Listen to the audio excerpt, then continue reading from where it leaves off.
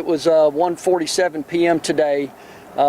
Before I really get into the details, I would like to note very much the unbelievable cooperation that we have between not only law enforcement in this region, but also the various aspects of public safety in general and even our community. As you can see, we have borrowed several churches today, and it's necessary at times for us just to collaborate together. I can tell you that on the law enforcement side, of course, Cobb County School District Police, it's obviously their campus. We're instrumental in the response to this today very quickly. Of course, our officers, the Cobb County police officers, I'll talk more about law enforcement in a few minutes at the end, but of course, excellent response there too. We had Cobb County Sheriff's Office respond with us. We had the City of Powder Springs respond, Georgia State Patrol. I think I saw Marietta there. Our cities, probably more than that, were there. So hats off to all the law enforcement that came out to help us. Cobb Fire, Cobb 911, not only with dispatching and receiving these calls, but also coming down to the scene and actually helping us with tactical dispatch. And of course, Puckett EMS, who were instrumental actually helping these victims today. So at 1:47, our 911 center got a call about a shooting at McEachern High School. We responded to that shooting along initially with the Cobb County School District Police. Obviously, it's never a good day when we're coming to you about a shooting of any kind. In this case, we had 2 people shot on the campus of a high school, so we've got some young people hurt and potentially some young people involved on the periphery of this event. So obviously we have a serious and tragic incident. The good news is that both victims are alive. They are being treated at Kennestone Hospital, if I'm not mistaken. Is that correct?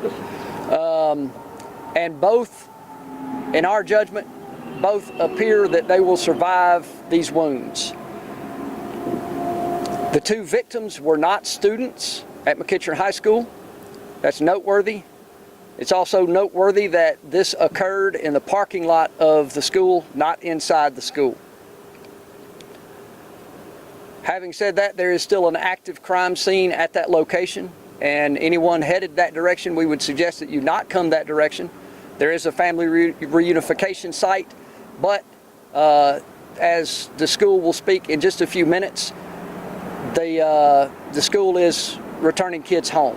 So there is not a need to come to that location, and traffic is, of course, very bad.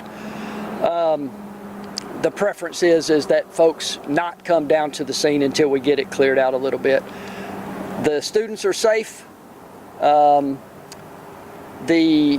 campus is secured and has been for quite some time.